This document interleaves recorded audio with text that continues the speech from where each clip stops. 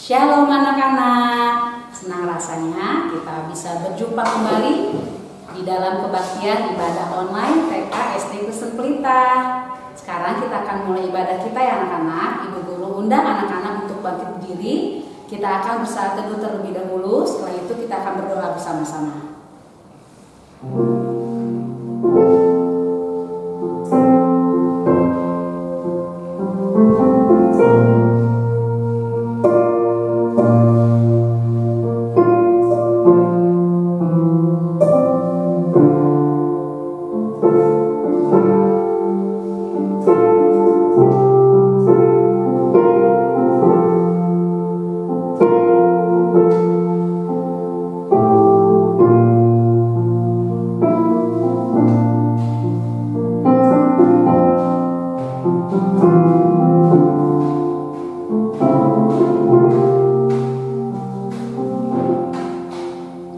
Mari kita bersatu dalam doa. Bapa yang baik, kami bersyukur dan berterima kasih Tuhan untuk penyertaan, untuk kasih anugerah Tuhan dalam kehidupan kami. Sebentar Tuhan yang baik, kami akan memulai ibadah kami. Berkatilah ibadah kami ini Tuhan, dari awal, pertengahan, hingga akhirnya. Terima kasih Tuhan, di dalam nama Tuhan Yesus Kristus, Juru Selamat kami telah berdoa. Amin. Nah anak-anak masih tetap bangkit berdiri ya. Sekarang kita akan angkat pujian. Kita akan menyanyikan lagu Hari Ini Kurasa Bahagia.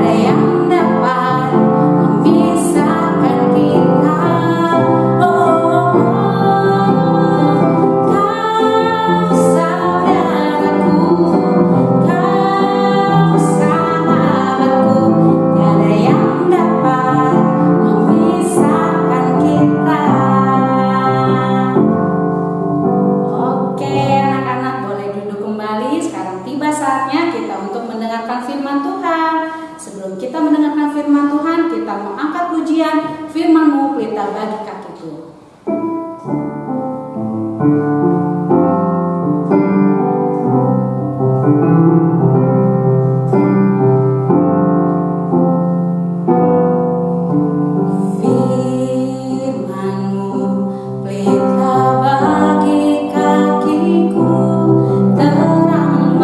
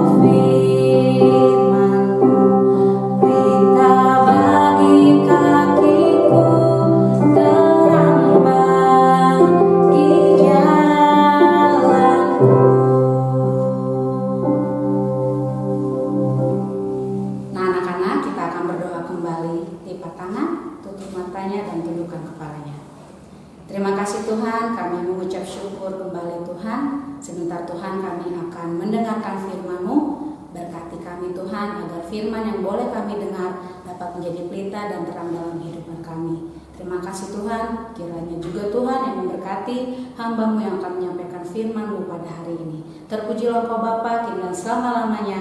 Di dalam nama Tuhan Yesus Kristus, Juru Selamat kami telah berdoa. Amin. Shalom, selamat pagi, selamat berjumpa kembali untuk mendengarkan firman Tuhan ya. Kalian pernah merasakan takut? Atau kalian pernah merasakan kelaparan? Mungkin kalian pernah merasakan hal ketakutan, kelaparan, dan sebagainya ya. Hari ini Ibu akan menceritakan tentang 3 orang sahabat ya. Dia adalah Leo, Roni, dan juga Oki ya. Leo, Roni, dan juga Oki ya. Suatu hari mereka pergi ke rumah Oki ya, ke rumah Oki. Lalu Oki bilang, kalian menginap ya di rumahku, nanti malam kita akan berkemah di halaman belakang.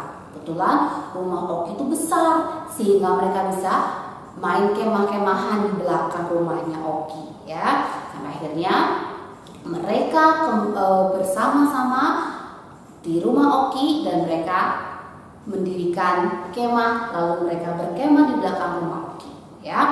Sampai suatu malam itu mereka betul-betul tidur di dalam sebuah tenda.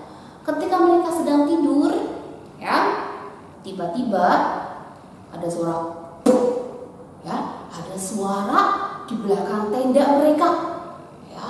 Lalu Leo mulai bangun, ya, lalu bilang, hai, kalian dengar suara itu?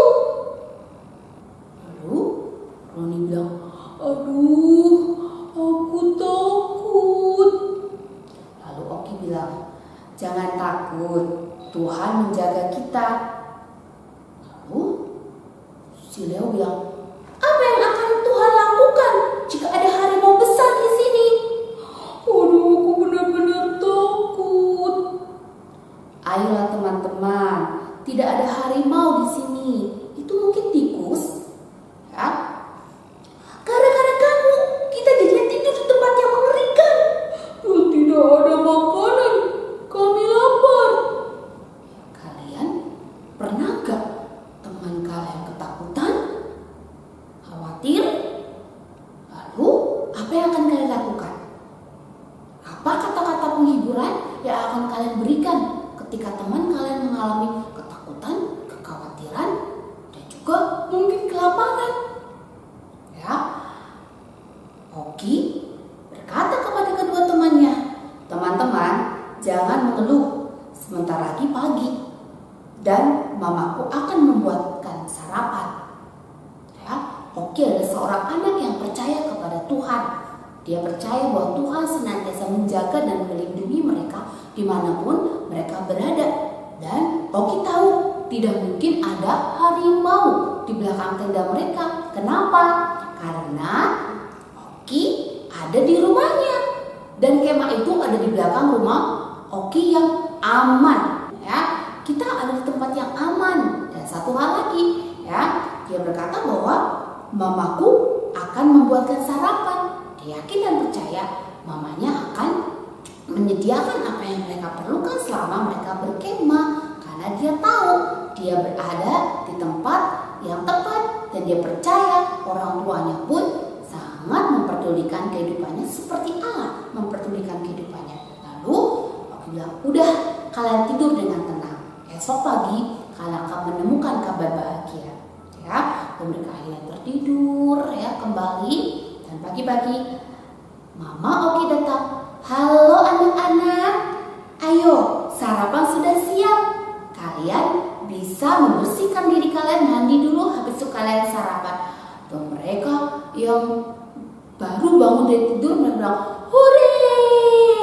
Ya, mereka berteriak dengan sangat kencang dan sangat gembira. Ya, sangat riang. Nah, anak-anak, hari ini kita akan belajar satu tema lagi. Mempercayai Allah yang memberi kelepasan. Mempercayai Allah yang memberi kelepasan. Dalam 2 Raja-Raja pasal yang ke-6 ayat yang ke-24 sampai dengan pasal yang ke-7. Ya, hari ini kita kita akan melihat apa yang terjadi di dalam bangsa Israel. Ya, kalian pernah merasakan lapar? Mungkin pernah ya, sebagian kita pasti hampir semuanya pernah merasa lapar. Karena apa? Karena habis capek main, kejar-kejaran, sepedaan, ya, atau habis pulang sekolah, ya, kalau zaman dulu sebelum pandemi, atau sekarang sekolah online juga jadi sering lapar ya, sering lapar. Semua kita pernah merasakan namanya lapar. Tapi pernah nggak di antara kalian yang kelaparan? Kelaparan karena nggak ada makanan dan nggak bisa makan? Mungkin belum ya, belum pernah ya. Tapi bangsa Israel pernah loh mengalami kelaparan, ya, kelaparan yang sangat luar biasa, ya. Sampai apa? Sampai begitu ngeri keadaan mereka. Kalian mau dengar nggak ceritanya? Yuk, kita mau dengar ceritanya di dalam 2 Raja-Raja pasal 6, ya, mulai dari ayat 24. Ya, Ibu akan menceritakan dan membacakannya buat kalian. Sesudah itu Ben-Hadad Raja Aram menghimpunkan seluruh tentaranya, lalu maju mengepung Samaria. Maka terjadilah kelaparan hebat di Samaria selama mereka mengepungnya, sehingga sebuah kepala keledai berharga 80 shikal perak dan 1/4 kap tahi merpati berharga 5 shikal perak. Suatu kali ketika Raja Israel berjalan di atas tembok, datanglah seorang perempuan mengadukan halnya kepada raja sambil berseru, "Tolonglah, ya tuanku raja." Jawabnya, "Jika Tuhan tidak menolong engkau, dengan apakah aku dapat menolong engkau? Dengan hasil pengirikankah atau hasil pemerasan anggur?" Kemudian bertanyalah raja kepadanya, "Ada apa?" Jawab perempuan itu, "Perempuan ini berkata kepadaku, berilah anakmu laki-laki supaya kita makan dia pada hari ini, dan besok akan kita makan anakku laki-laki."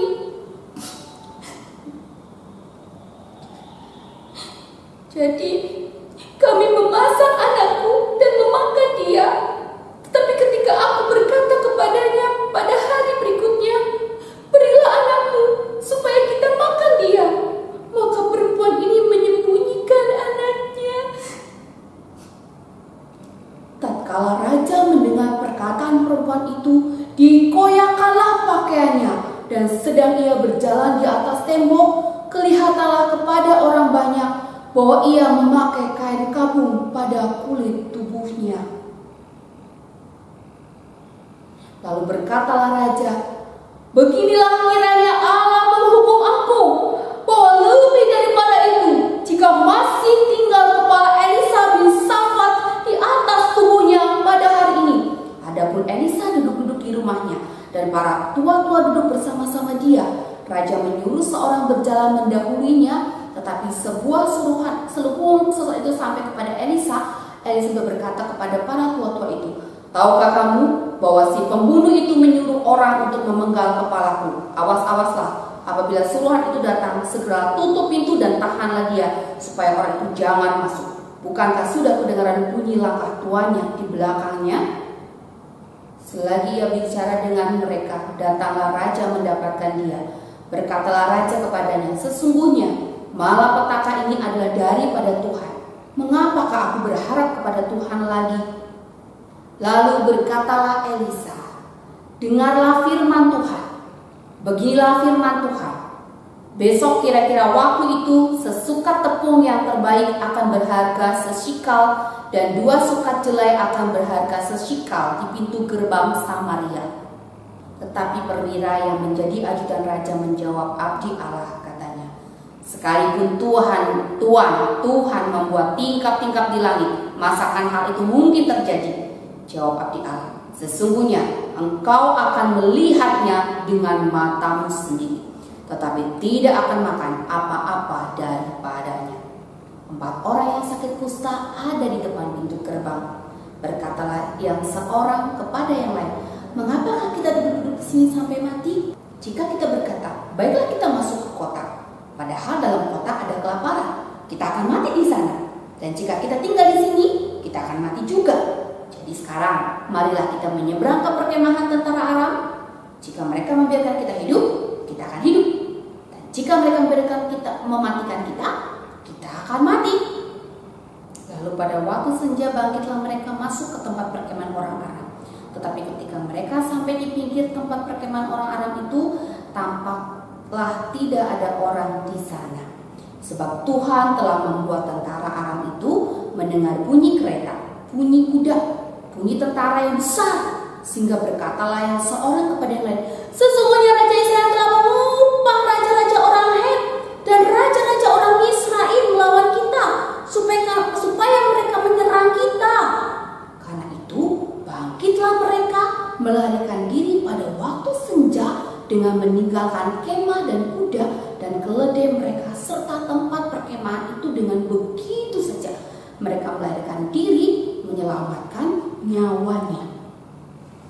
Ketika orang-orang yang sakit kusta itu sampai ke pinggir tempat perkemahan, masuklah mereka ke dalam sebuah kemah, lalu makan dan minum.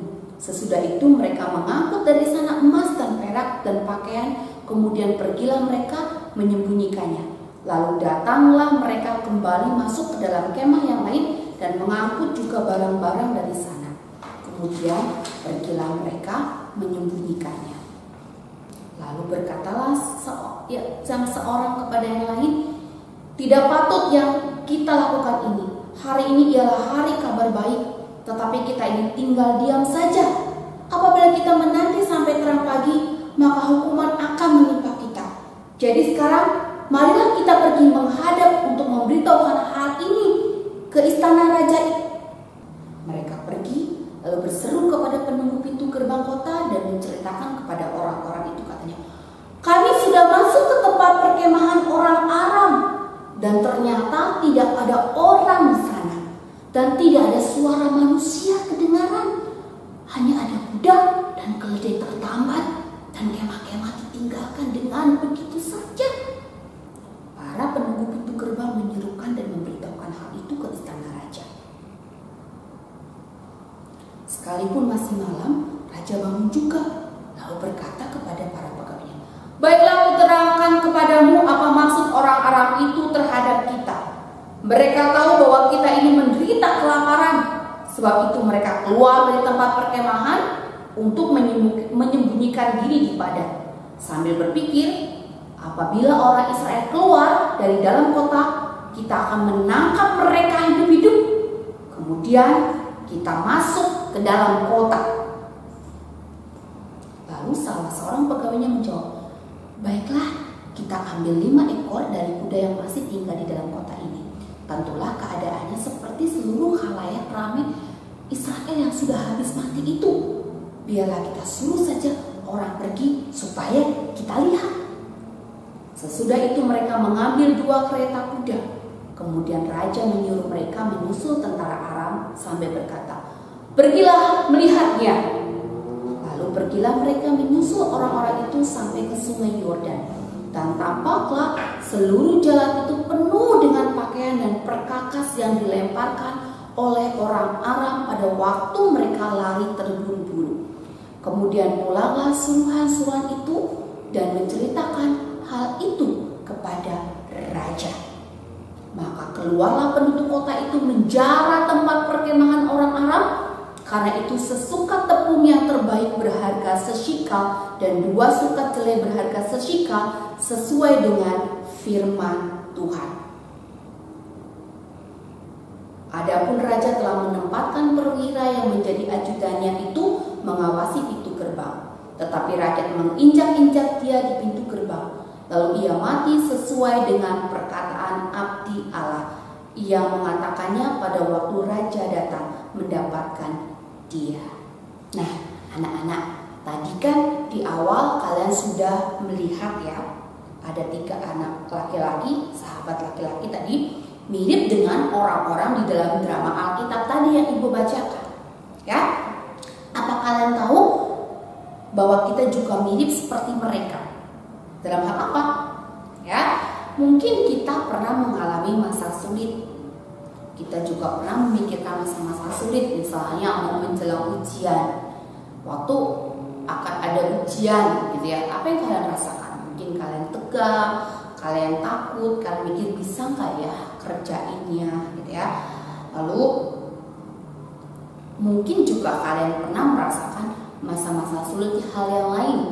Ya, misalnya kalian dalam keadaan sakit yang membuat kalian tidak bisa kemana-mana, sehingga kalian merasa, aduh, ya tubuh sakit, nggak bisa kemana-mana. Kalian takut akan ketinggalan banyak cerita dan peristiwa. Ya, nah, meskipun kadang kita mengalami masa-masa sulit seperti yang tadi raja dan penduduk Samaria, ya, Allah ingin kita mengatasinya seperti Elisa.